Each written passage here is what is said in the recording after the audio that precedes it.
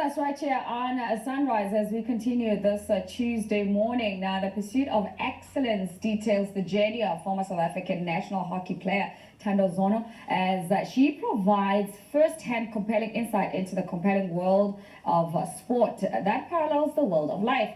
We are available on Facebook as well as on Twitter. And she joins us this morning for a conversation. Good morning to you, and thank you for joining us. No problem. Hello, Penny. I love your smile. How you smile with your eyes.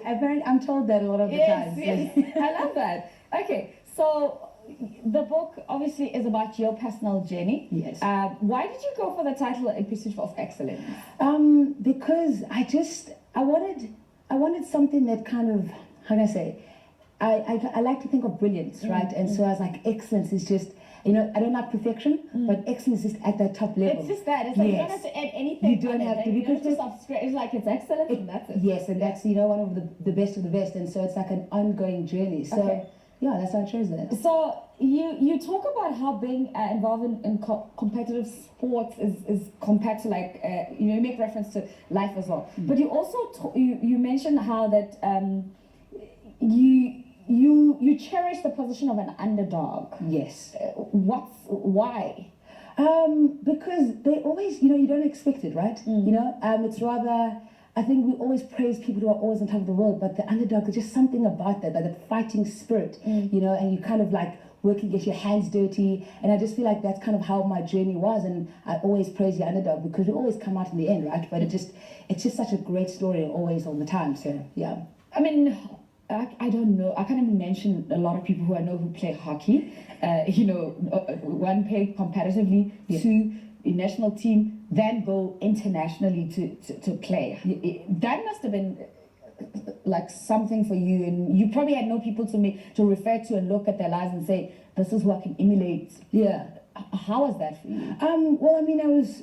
I actually got to the States because of a disappointment, right? Because I wanted to be in the South African national team for the under-21 squad. So I was in the squad, didn't make the final team. And then 2 weeks after that, I got the opportunity to go overseas. So it was great. It was kind of like, oh man, my dream didn't work out, but something else so amazing came through after that. So it's just amazing. Okay, so when I was reading through the book, one of the things that struck me is I never thought I would read in recent times someone talking about, and then I went through my timeline on Twitter in a book. I was like, whoa!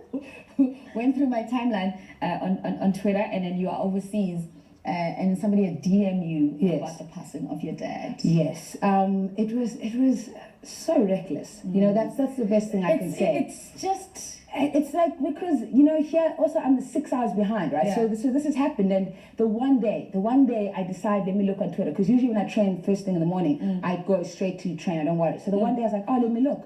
So you get this text and you're like, wait, what is this, Then you go on Facebook and there's nothing else that's been said, and it just kind of changes your world, because nobody would say that it was a joke. I mean, if it was a joke, it would be a very, very bad And you're joke. like in a foreign country, and you're trying to adjust there, and this is someone...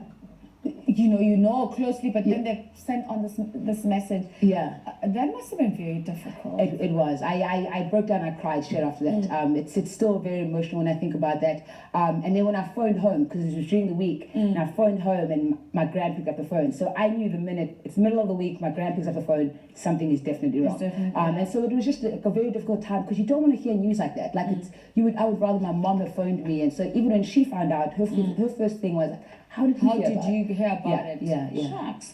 Okay, so why should I get this book? Why was it important as well for you to write this book? I think it's so important for people to see young people pursuing their dreams and writing about it, right? I think we do have amazing female athletes, but I just love my book that someone could look at that and say, wow, she looks like me, or just the cover kind of does it for me. I feel like you look at that and be like, wow, what is this girl about? And to have seen what I've achieved, and like, how did she do that? How can I learn from her? I think it never hurts. It never hurts. Yeah, and I think, I mean, for a lot of young girls who are pursuing whatever dream, if you pick it up, you see someone like yourself, as you say, and you're like, they struggle through, and they're on the other side. Yeah. Whatever the other side could represent for you. Yes. Well, congratulations on the book. And I hope that South Africa supported, of course, at thandozono.com. That's her website for more information if you want to find out about the book. I guess it's your same name as well on Twitter and other social media. Yes, it is. It is. Okay, well, all right. Congratulations and thanks for joining us. Not a problem. Thank you very much. Great stuff. Get the book. We've been speaking to former South African national hockey player Thando Zono about her book, The Pursuit of Excellence. And I love the tagline, learning to be nothing short of extraordinary.